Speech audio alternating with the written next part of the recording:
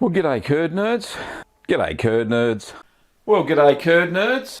Well, g'day curd nerds. Well, g'day curd nerds. Well, g'day curd nerds.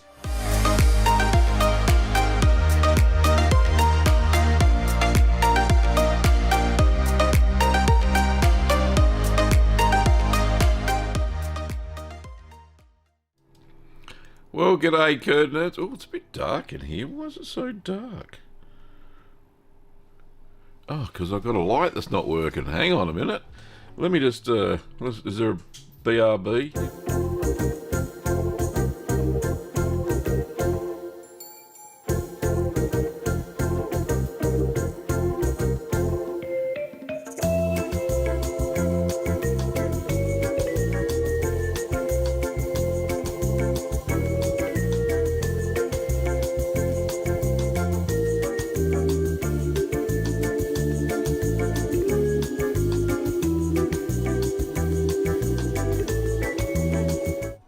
All fixed, all fixed. I don't know what's going on there. The light just didn't want to work. So anyway, we'll just turn that down a little bit. There we go, looking lovely. Thank you so much for joining me today.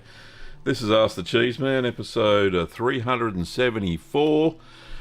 I'm Gavin Weber, and does that work?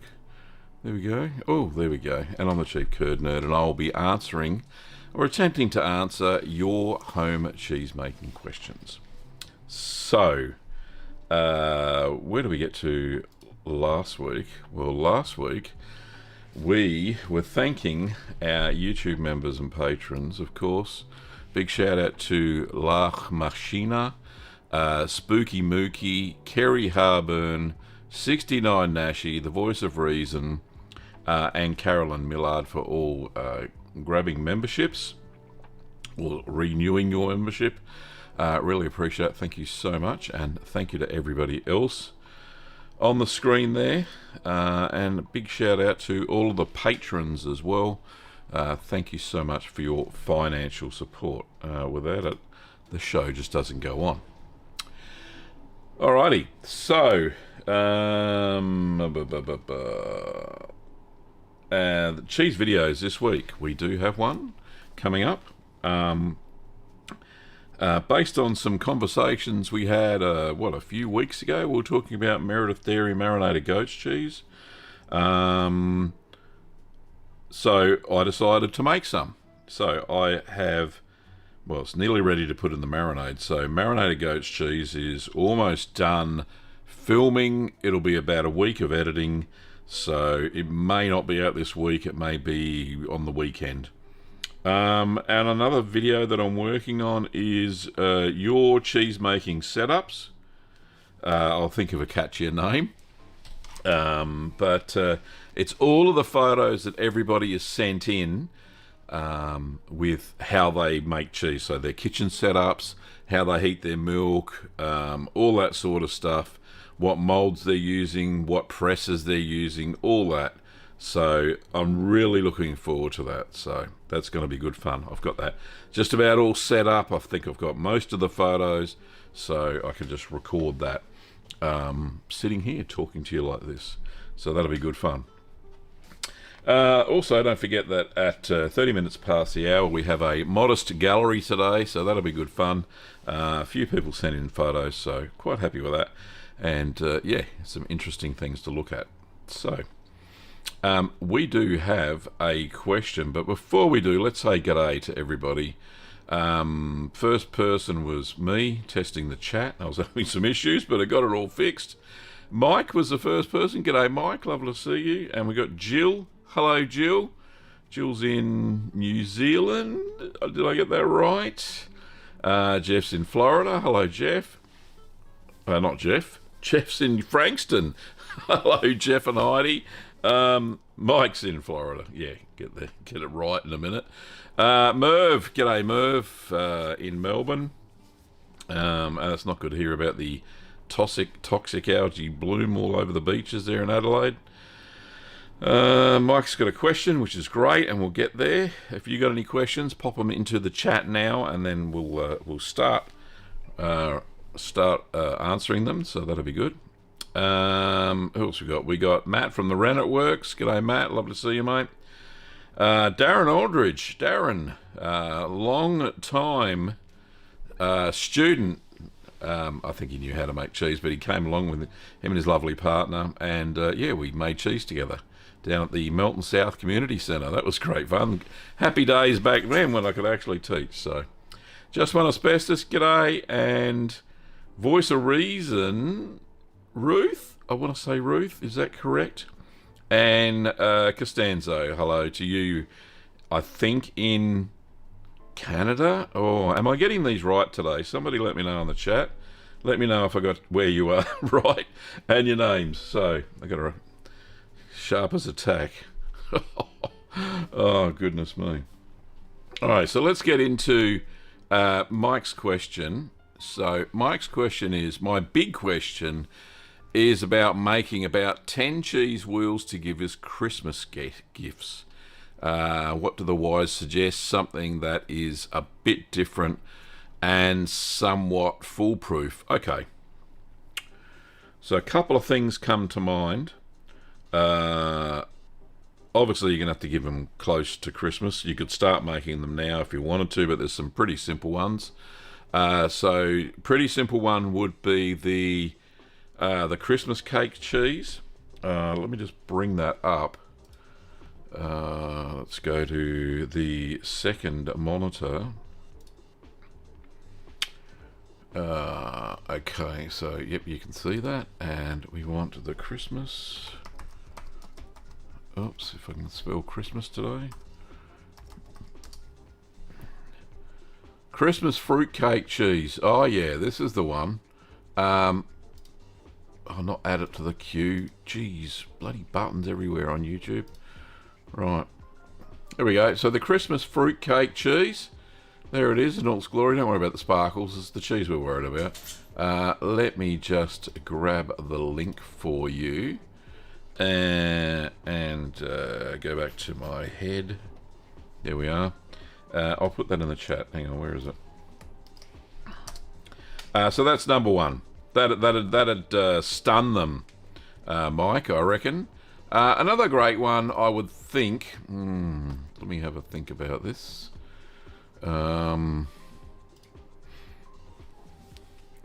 Nice simple one that you'll be able to pump out really quick. If you want small, so that one there you could cut in quarters and give a quarter to everybody. Depending, you can make it a little bit bigger and do eighths if you wanted to, but that'd be perfect. And yeah, that'd be a showstopper, I reckon. I'm thinking another nice quick one, not too technical, would be the smoked paprika kafili, which only takes 3 weeks to mature.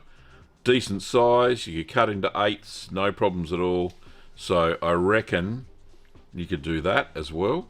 But there's a couple of suggestions anyway, so I think that'd set you on your path. The queso fresco one, you can have them banged out, and the pieces vacuum packed within, say, 2 days. So you could do 10 easy. So if you're going to do small ones, if you're going to do bigger ones, cut them in quarters and give them a quarter each. But I bet they'd be happy with anything, honestly. Ahmed. Hello, Ahmed. Lovely to see you. Have a question there. And Ahmed's question is, I heard from some cheesemakers that we can make a healthy juice from whey. Do you have any ideas on this? Yes. I don't know about juice, but we do have ideas. 15 ways with whey is what I'm looking for. Okay, so over on the channel page, I've just searched. We can make a healthy juice. If you want to make a juice, you can make alcohol from whey called blonde or bland, however you want to pronounce that. So that's one way. But 15 ways with whey, you can make lots of goodies. I want to share. Yeah, that's what I'm doing. I'm sharing. Sharing is caring. Here is a link to the video, 15 ways with whey. Ahmed, I think that will help you out. Go and check that out for some ideas, and you can probably Google, based on those ideas, you could Google something that you could make. Oh, look, I didn't realise it. I'm sporting, matching Keep Calm and Make Cheese shirt and cup. What a coincidence. Oh, so funny. Very nice. Chris, welcome. You have a question or a statement or something there. Let's have a look. What is it? Hi, Gav. I highly recommend you try Wensleydale Blue if you can find it. And if not, you should make it. It's milder than Stilton, but very nice. Wensleydale Blue. How would I make that? See, because normally Wensleydale's a very tight paste. And very similar to, say, cheddar. Mind you, I've made a blue cheddar before. Farmhouse cheddar blue. So I don't think that'll be too much of an issue. So I reckon, yeah, it's definitely doable, Chris. Let's just write that one down. Wensleydale. I'll see if I can find it. I don't know how I'd go over here. Unless you found it in Australia. Wensleydale Blue sounds like a good one. Okay, you got a follow up to that. It's the regular Wensleydale but blue, the PDO Wensleydale made in the UK. Yeah, definitely. Okay, so we could probably do something there. Wensleydale takes a long time to make. However, I think in the process there's a 2-hour part of the process where you're continually breaking up the curds, and that probably would allow enough fissures and cracks in the cheese. Maybe just press it a little bit lighter. Yeah, I think it can be done. Right, don't know if I'll get to it this side of Christmas, but we'll see. I'll put it on the list. So thank you very much, Chris, for that suggestion. Costanzo says, when brining cheese longer, then the recommendation I'll start again. My brain's not working. When brining the cheese longer than the recommended, will the cheese be more salty? Yes, indeed it will. It'll just continually absorbing salt up to a limit, of course. Cheese can only absorb so much salt, but if you leave it in the brine longer, it's going to be a saltier cheese. Now I know this because I made a mistake once. I was brining Camembert, which is something you don't normally do. Normally you just dry salt them. But I tried brining camembert for a reason. Now, the recipe said 2 hours, and they were, no, normal size camemberts. 2 hours in an 18% brine. And I left them for 4 in the brine, and they were rather salty. A little bit too salty. Look, the mold formed really well, but the flavour was really taken over too much by the salt. So just that extra 2 hours, it absorbs so much more salt. When you're making the hard Italian style cheeses, though, Costanzo, it's not so bad because they're really slow to absorb salt. However, the camembert, because it was a fresh cheese and very moist, it tended to absorb more salt rapidly. So you probably got a little bit more leeway with the harder cheeses, but fresher cheeses, if you're going to brine those, or mold ripened cheeses, then yeah, you're going to find that they rapidly absorb salt. And if you go too much past the recommended brining time, then yeah, you'll run into issues with a very salty cheese. Unfortunately, once it's absorbed, it's very hard to get it out. You can soak the cheese in milk, and that will suck some of the salt back out. But it also tends to make the cheese go a little bit slimy. So anyway, it is what it is. But yeah, great question. Thanks. Chris says, in the UK, I've noticed a lot of the traditional county cheeses now being made in a blue version. So blue Wensleydale, blue Cheshire, blue Lancashire. They are not strong because of the tight curd. Oh, there you go. That's probably what's going down. But yeah, look, maybe more people are getting a more refined palate, Chris, and therefore, you know, people are enjoying blue cheeses more. I remember back in the day when I was a young bloke, blue cheese just wasn't my bag.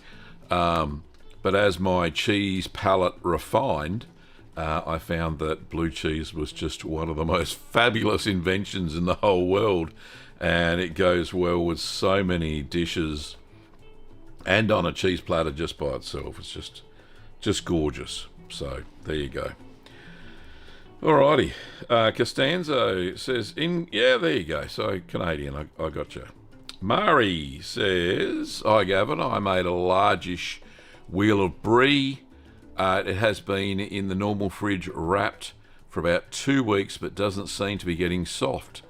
Looks good. Will it soften still if I wait? Okay, so if you got it wrapped and it's in the normal kitchen fridge, it will eventually start to soften. Even at those lower temperatures, the cheese is still the Penicillium candidum and the Geotrichum candidum are still ripening the cheese from the outside in. Brie is large, right? So normally a brie will start to soften around 6 weeks. And sometimes all the way up to 8 weeks. So, yeah, they do take a lot longer because they're bigger in size. It takes longer for the enzymes to break down, the proteolysis and the lipolysis, to make the cheese softer in the middle. So, that is, that's what happens. The bigger the cheese, the longer it takes to soften and ripen. So, I hope that helps.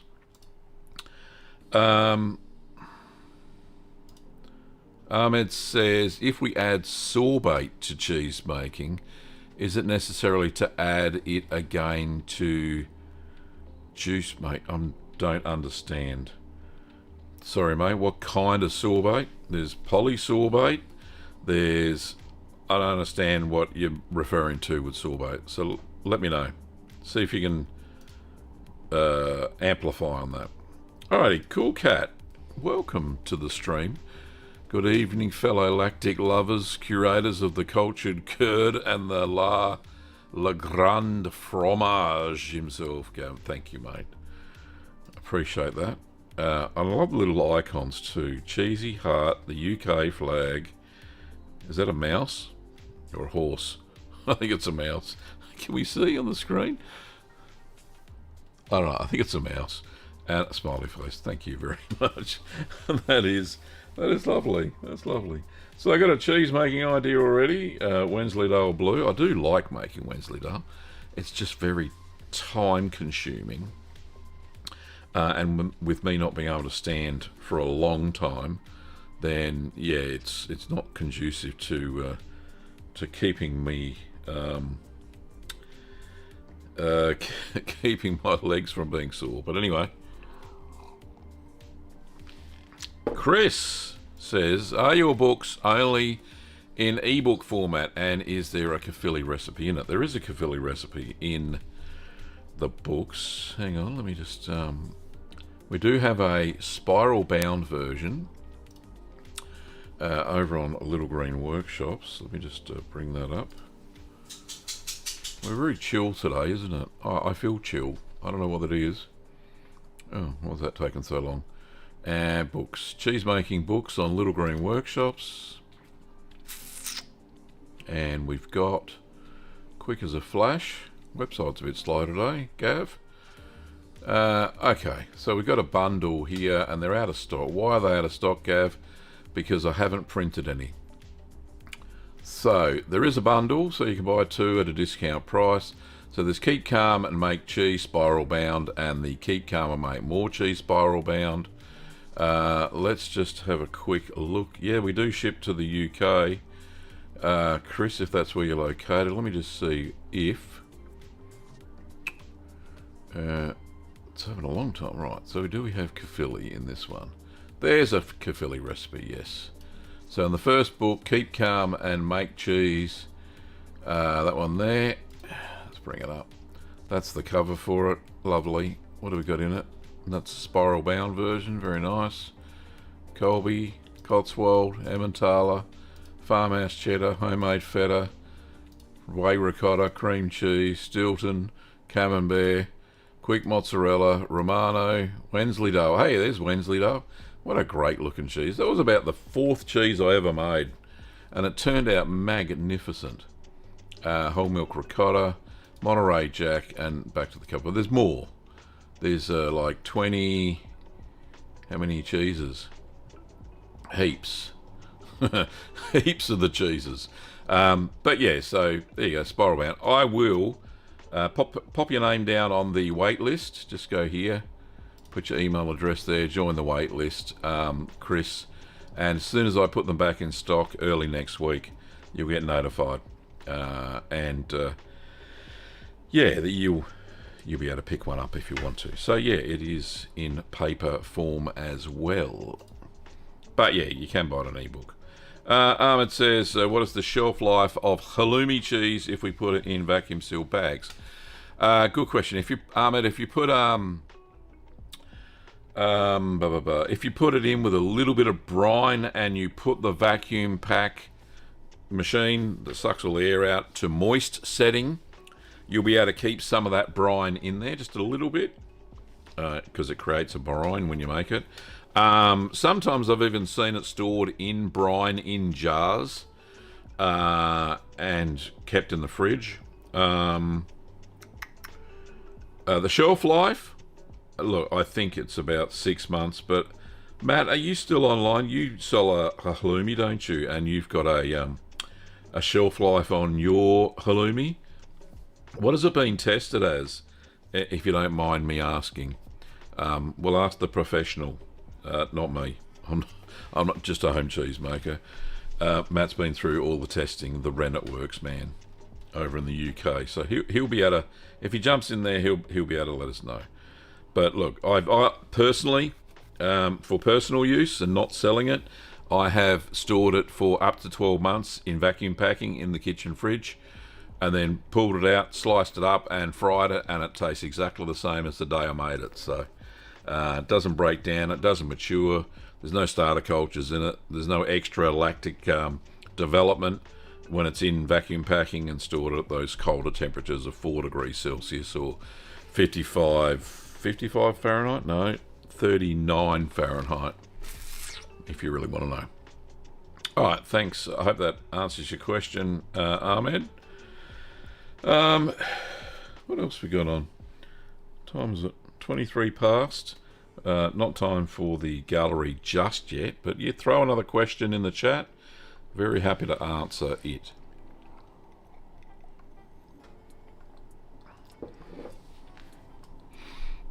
Alright, now I don't know if you can hear the music. Is the music still going? Yeah, it is. Good. Good. I had some problems. Yesterday I was streaming. I streamed twice over on the gaming channel, Kerdner Gaming, and we had this 3.5 hour marathon. I was playing a game called Elite Dangerous, and I was doing these carrier jumps, and there was like a 15-minute gap where I had to fill the time. So guess what I started playing? Cheese making videos. It was the in-flight entertainment, so that was very cool. Alrighty. Chris says, have you seen Will Studd's new show? And will you ever bring him on for an interview? Will I bring him on for an interview is the first question. Yeah, maybe. Look, if he's up to it. He's a very busy man. I haven't seen his new show. I have watched probably just about every episode of Cheese Slices, which is his original show. I don't know if he's got a new one. But it'll be interesting. He started in some of the later ones. He started bringing his daughter in. So yeah, that was interesting. Ellie. But yeah, his daughter and his son are both cheesemongers in their own right. So yeah, it's very interesting. Ahmed says, can I also put in salt water? Yes, so a brine. So put a bit of brine in the vacuum seal bags. You don't really have to. They stay moist. It's no big deal. It doesn't add anything to it because you've already salted the halloumi anyway, so it's no big deal. You can add a little bit of brine in there, salt water.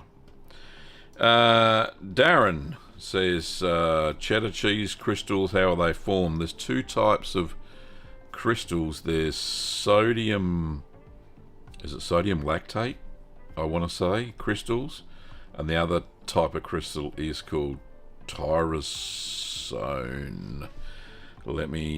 I've got to refresh the brain. Hang on. I'm going to have to Google this. Sorry, Darren. Crystals in cheese. I'm sure. Calcium lactate. I nearly got it right. Hang on. Let's just screen number 2, Gav. So the AI overview, which has pulled it from God knows how many sources. So calcium lactate formed when lactic acid produced during aging binds with calcium ions. They appear as a powdery smear or flecks on the surface or inside of hard cheeses like cheddar, Colby, and Gouda. The Cheese Science Toolkit article is better. And the other one, two. I didn't realise there was two. So tyrosine, yeah, forms when the proteins in the cheese break down into amino acids during aging. Tyrosine crystals are hard, bright white flecks found in aged Italian, Dutch, and Swiss cheeses, and leucine can create powdery spots on the cheese. What's the science toolkit say? Let's just go there, shall we? And the science toolkit talks about crystals and goes into the chemical structure. So if you really want to know, I can put the link. Let's put the link to this. It even talks about tyrosine crystals, which are the chunky ones inside mainly. Alright, let me just link to this. Very nice. Cheese crystals. That is what I'm after. Oh no. Let me just grab the address. Add all the gumph after it. Copy and pop that into the... There we go. So straight from cheesescience.org, we've got the answer. Sorry, I I knew what they were, but I just couldn't figure out how they were made. There you go. Hope that works for you. Darren, thank you so much for your question. Mike says, was there a cheese that was commonly made by sailors whilst out at sea? Oh, good question. Oh, that's not a joke. I don't think there was any cheeses. Fresh milk was very hard to come by. Cheeses that were often the Dutch Navy or Dutch merchants used to take balls of Edam with them on some of their long voyages. The round shape, they used to stack well. Yeah, they were quite firm, and I think that's why they started using wax as well to preserve the cheese. Cheese back in the old days when there's no refrigeration, it certainly would have been hard to keep the cheeses from sweating, especially when they went down to the equator. The Dutch possessions were the Dutch East Indies and some of the Caribbean islands. But yeah, from what I remember, from what I've read of the history of cheese, that the Dutch were the main ones that shipped or took cheese with them on trips. So that's from what I remember. Probably best to ask, I don't even know if Julia's still making cheese-making videos over on cheese history, but that'd be a great question for her to do an episode of. Matt's come back and said, hey Gav, it's tested out about 6 months professionally, but I have samples I keep here that are well over a year with no visual or textural issue, all vacuum packed. Thanks, Matt. Appreciate that. That's for Ahmed. Ahmed, that's in response to your question about the halloumi in vacuum packing. So thank you very much, Matt, for popping that in there. Titus, g'day, mate. How are you? So we got 20 people watching the stream today. So thank you so much for everybody watching, and thanks, Titus, for popping in there. Mike says, I'm considering a 6-month RV camper run across the country and won't be able to take a cheese cave. Okay, so here's a suggestion, Mike, and this is what the Romans used to do when they used to trounce around Europe, conquering. They didn't, I don't know, did they pillage? Who knows?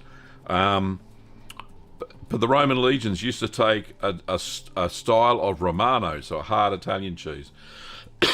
That's where it came from, the name. So a hard cheese, and it was dry as a bone, but they used to store it, and every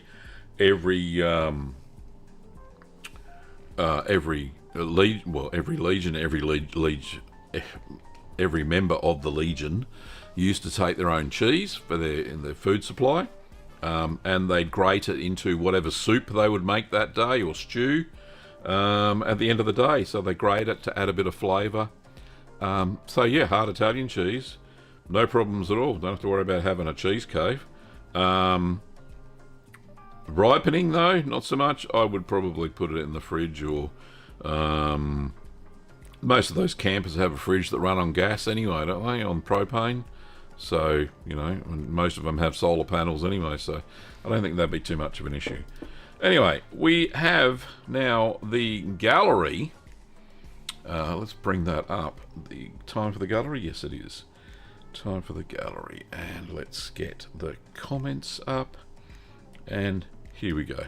So the gallery is brought to you by you, the cheese makers, the curd nerds. Today's gallery is presented by Ellen and Alan. Ellen and Alan are the two people who submitted, so let's have a look at the first one. This is from Ellen Bloomfield. She says, hi Gavin, sorry I didn't get to these to you sooner. Don't know what you're going to be sorry about, but anyway. First picture is the smallest of 3 chunks of feta. Okay. Those holes look a little bit mechanical, and what do we got? The size compared to a paring knife. Okay, so it is very small, but hopefully it tastes alright. What's she say? It says, I was too rough with the curds. It's quite hard for a feta, and of course, It only gets saltier the longer it's in the brine, up to a point. It doesn't look very crumbly. I don't think you hit the right pH with it, Alan. So maybe have a look at my free pH management check sheet that's available over in the recipe section on Little Green Workshops. There is a feta marker for the pH to make sure you get that. It's quite low. I think it's about 4.3 or something like that, so that the cheese does get crumblier as it ages. So it doesn't look as crumbly as it should be, so probably not as acidic as it should be. Anyway, that's just observation from looking at that one. Alan goes on to say, this weekend's adventure, cottage cheese and cultured butter. My goal was ricotta, but it ended up being a quick mozzarella. I don't know where that is. Where's the quick mozzarella? Did I get that photo? No? Alright. No? Alright. Moving right along. So I'm calling it cottage cheese. Okay, so right, so we got cottage cheese. This was with pasteurised cream top milk. Adding my buttermilk culture, a quart of heavy whipping cream produced this lovely cultured butter, which is that one there. No, that's not it. That's the other one. So that's the cultured butter there. This was from pasteurised cream. Regards, Ellen. Thank you, Ellen, for sending those through. All right, the next one is from Alan, who I believe is French. So this is on the Mongolian steppe. Alan says, hello, Gavin. Here is a panel of cheeses made in August during a 5 days training session I provided to a Mongolian yak herders family in the Lake Kuvskul province. I hope I said that right. Anyway, there's some good-looking cheeses there sitting on the yurt. So that looks great. They are French Tom, pressed not cooked. A Simil Swiss, cooked 55 degrees Celsius, then pressed. And then finally, the result of the mozzarella session is mozzarella and braided mozzarella and caciocavallo. Okay, let's have a look. Continue look. There we go. So that one's the Tom, that one's the Swiss cheese. I don't know, that one must be the Swiss cheese too. Who knows? He didn't say what the extra one was. There is the caciocavallo and the braided mozzarella. And I believe that must be alum there. Don't get to see his face though. Oh well. And finally, it says we also made ricotta from the whey and a cheddar, which I have no picture of. So that looks amazing. So that's the ricotta that he's just put into a mold, and that looks lovely. It was a great experience. 115 litres of milk converted into cheese. Cheers, Alan. Thank you, Alan, for sending those in. My question, I don't think he's in the,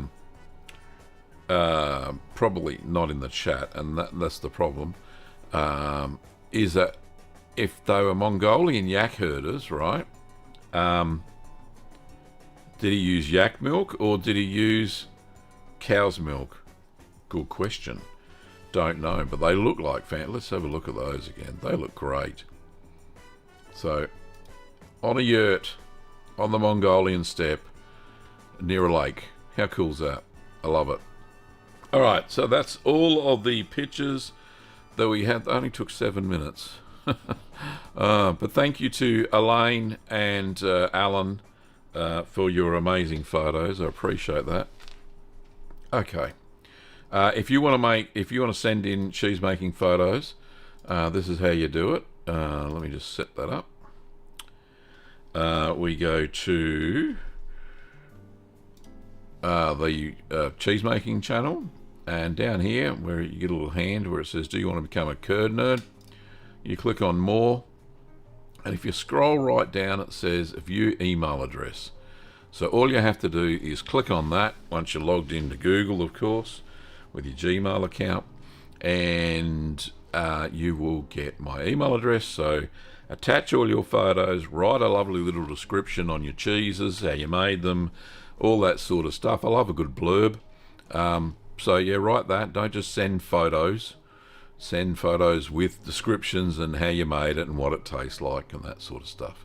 And if you have any questions about any issues you had with the cheese, then all you have to do is just ask the question in there and I'll try and diagnose it. I'll send you back an email, of course, beforehand, before we go to air. So that's where you do it. So here, view email address, and you're right to go. Very cool. So that was the gallery, and that's how you send photos to me for the gallery.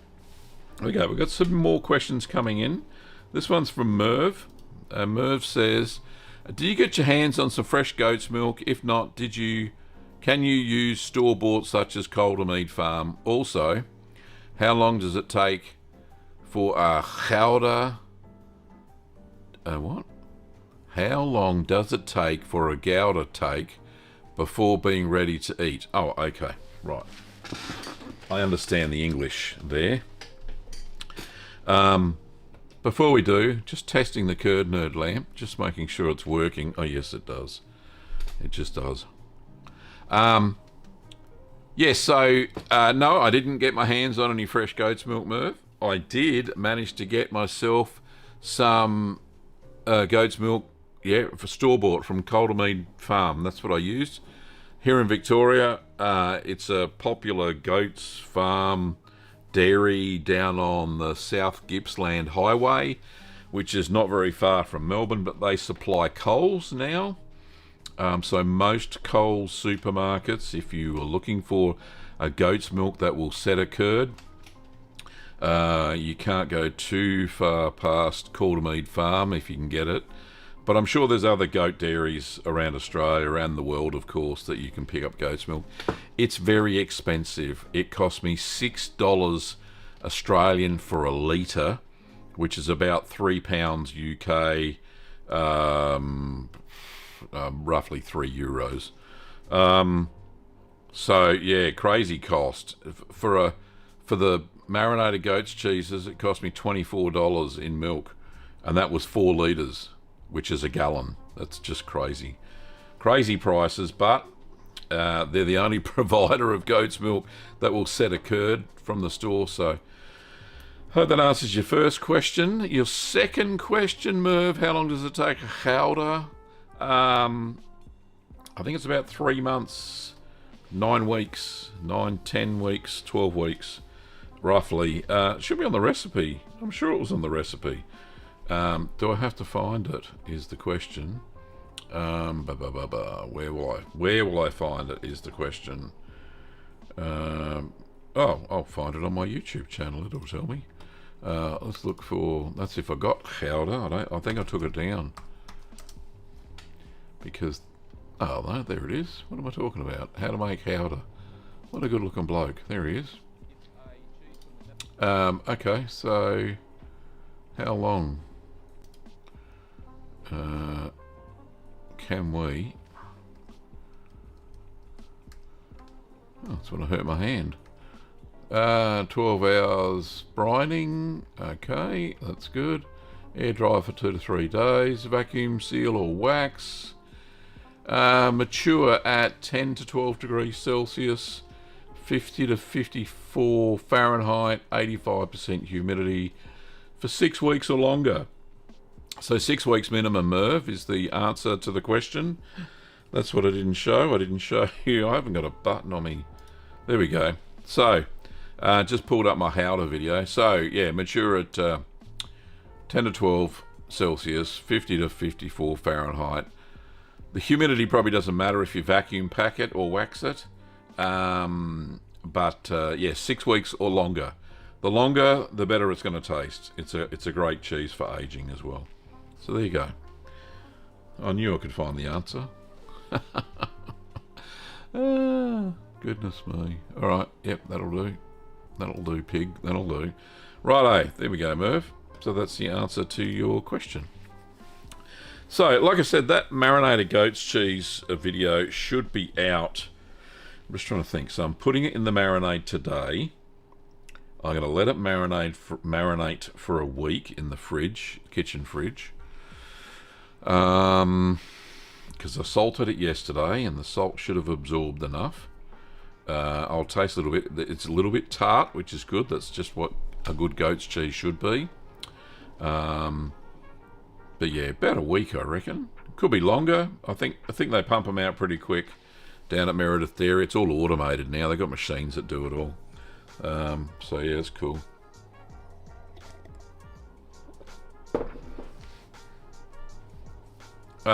Mike's got a statement that says, I tried to wax a cheese, slipped and was finding red wax for a week. My beautiful wife had an opinion. I bet she did. I've done the same thing, Mike. I have dropped the wheel of cheese into the waxing bowl, and from a height, it slipped out of my fingers, and yeah, it went all over the cooktop, the stainless steel cooktop. It took me about 2 to 3 hours to get all of that wax off, and the easy way was I left the burners on. It didn't go on the burners, it just went on the stainless steel part. I left the burners on and then turned them off, and all the wax had melted, and quickly, using paper towel, I managed to sop up all of the wax, and then use some stainless steel polish and managed to polish the cooktop, and it came up beautiful. She didn't even know. She was having an afternoon nap, so it didn't matter. What she doesn't need to know won't hurt her. I hope she doesn't watch the video. Yeah, but getting it off other stuff can be a pain.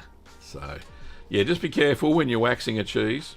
Yeah, if you're holding it and dipping it into a waxing thing, a waxing bowl with molten wax in it. You don't need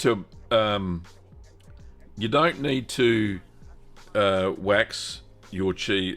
Heat your wax at a very high temperature. Between 70 and 90 degrees Celsius is perfect. Any higher than that, it's going to start to smoke, and it'll start to pop and crackle and spit everywhere.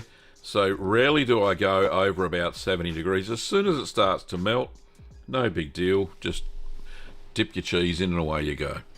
One trick that I use is I put the wheel of cheese into the freezer, just for the amount of time it takes to melt the wax on the stove, right? Because then when you get it out of the freezer, it's not frozen, it's just cold. When you dip the cold cheese into the wax, it sticks better. So it's so much easier, and you don't have layers that come off, and the layers will stick to each other better because the cheese stays cold for quite a long time once you've just come out of the freezer. So there's a tip as well. But biggest tip is don't drop it.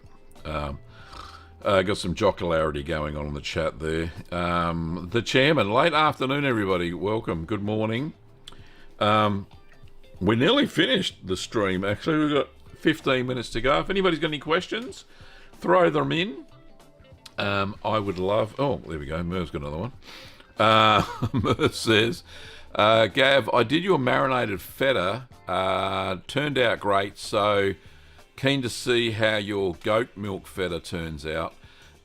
And a Gouda cheese at the top of my list. Yeah, try the Gouda. It's very good. Yeah, so the marinated goat's milk is not actually it's not a feta. So it's more like, I didn't use the recipe, but where is it? The one, I've got the book, but won't recommend the recipes in this book.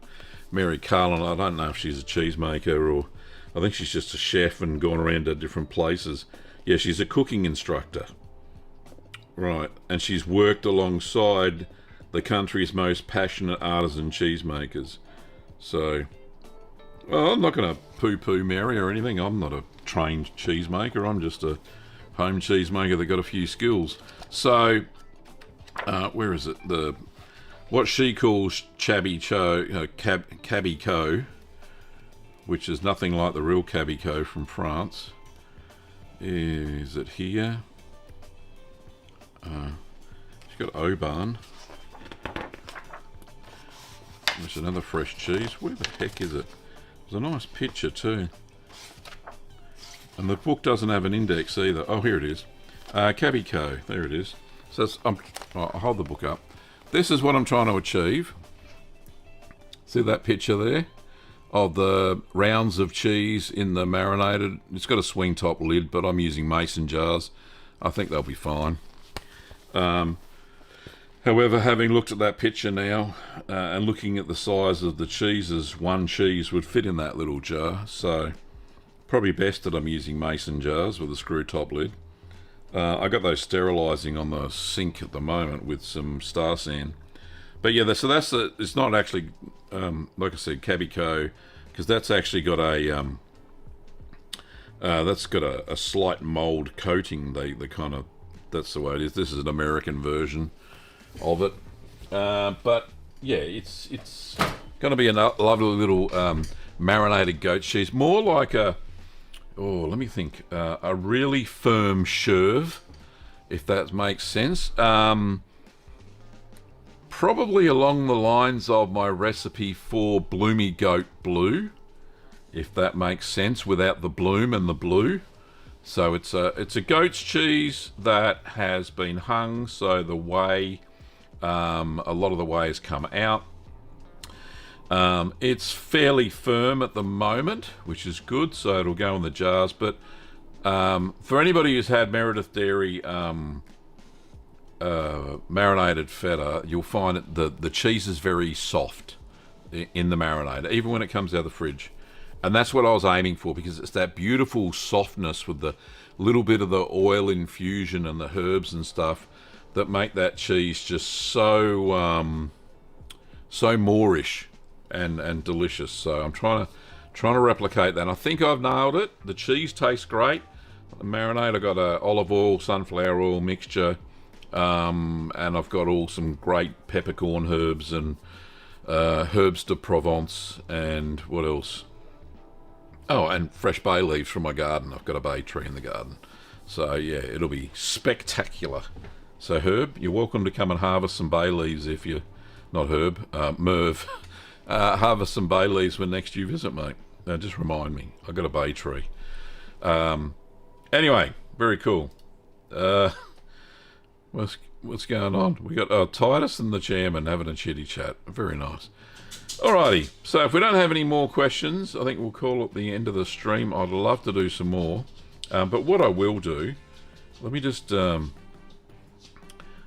and Munster is on your list. Oh, that's nice. The chairman. I got a gift. Have I got a gift? Yes, we have. We've got a gift. Here we go. For anybody who's not a member, grab a membership while you're there. Yeah, there we go. It's happened. So we've got Scotty Orange, Shady Hill Homestead, Primal Muffin, very cool, Marcus Mandel, and Jill and John have all got a membership. Thank you very much for watching, you guys, and grabbing a membership there. Now, we do have a question from Fiona. It says, daylight savings now, so an hour earlier. I tuned in last week as the credits were rolling. Yes. So, I think, Fiona, I think you're in New Zealand. I think that's right. So, very cool. So daylight savings, we went last weekend. We may have been early in some places, but very soon, the Northern Hemisphere, those countries that have daylight savings, will be going back an hour. So there'll be a 2 hour change. So, yeah, very cool. And Mike, thank you so much, mate. There's a super chat for you. I don't know why the light's not working. You'll probably get two. $20 US donation. Really appreciate it, mate. Thank you very much. Okay. Oh, WA. You're in WA, Fiona. Right, so that's 3 hours time difference, which is just crazy. And Mike, again, thank you, mate. Appreciate it. Western Australia. So yeah, no, 4. Is it 4 hours? God, we're in the same country, for goodness sake. That's crazy. So yeah, let's just don't do it on its side. Don't do it on this side. Okay. Fiona, that's what I did. Right, okay. 3 hours. 3 hours difference, right.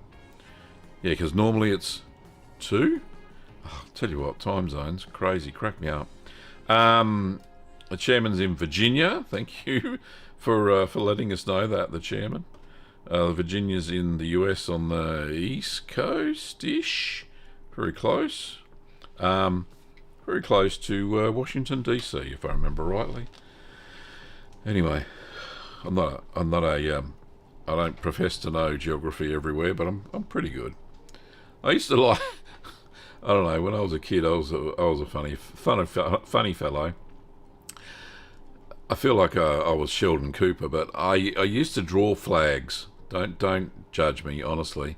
I used to get pieces of paper, scrap paper that my parents gave me, coloured pencils, and I had this book about flags, and I used to draw the flags. So then when I drew the flag, I wanted to find out where the country was, so I used the atlas that we had and went and found the country and learnt all about it. So anyway, don't judge me. Fun with flags. We could do an episode. Fun with flags and cheese. Bring up the flag and talk about the national cheese. That would be interesting, I think. Anyway, cup of tea, coffee. The chairman says about half an hour from DC, given the traffic. Oh, okay. All right. Daryl. Hello, Daryl. Love to see you. If you don't have a room that can keep temperature around 10 to 12 degrees Celsius, can I wait for the mould to appear on the brie at room temperature around 20, or should I just refrigerate it at 5? Oh, that is a good question. No. It will be the runniest brie you ever did see, if that makes sense. And if you refrigerate it at 5 degrees Celsius, you won't get very much mould growth. It really does have to be around 10 to 12 for the Penicillium candidum and Geotrichum to start breeding and multiplying and spawning and all the things that they do on the surface of the cheese. 5 degrees can be a little bit cold. 5 degrees is okay after it's got a full coating of mould around the cheese when it's been at 10 to 12. So unfortunately, no, I wouldn't even try at 20 degrees. You're going to have the gooeyest cheese in about a week and a half, and it's just going to run like milk. It'll be horrible. So, and yeah, sure, you're going to have the mould coating, but the inside is going to be inedible. So no, I wouldn't try it. Sorry, Daryl. Mike says he loves that idea of flags and cheese. I come up with all right, fun with flags and cheese. Hang on. You're an ideas man. I don't know who came up with that. Fun with flags and cheese. I love it. Right, just writing that down. Video idea next to Wensleydale Blue, and the other idea for a video is fun with flags and cheese. All right, cool.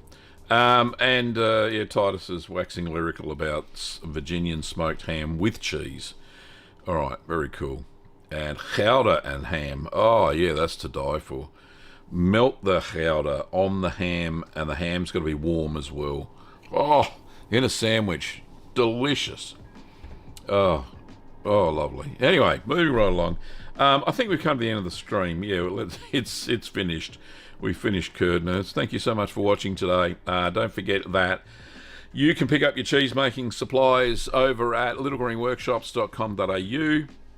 Unfortunately, I can't ship to the US and Puerto Rico at the moment because of the tariffs. The return on investment on shipping to the US is just too much for our small business. So I have decided to stop. However, there is an Amazon store link down below where I have most of the supplies that we have, and you can get them on Amazon, and every sale I get a very, very small commission for that purchase. And if you're into the merch, like I am, I love the merch. Keep Calm and Make Cheese, and the mugs and all the other merch you've seen on the show. Go to merch.cheeseman.tv and pick yourself some up there. Other than that, thanks for watching, Curd Nerds, and I will see you next time, same place, next Sunday or Saturday, wherever you may be, at the same time, unless you change to daylight savings, and then the time will be different.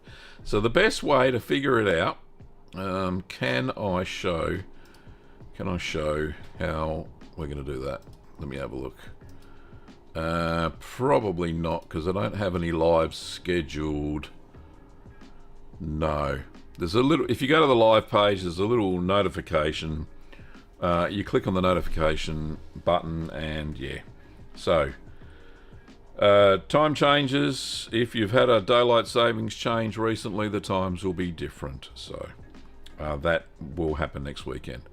Alright, thanks for watching, Curd Nerds. I'll see you next time, and watch out for the marinated goat cheese video and the your cheese making setups video, which will be out soon. Alright, see you later, everybody. Bye.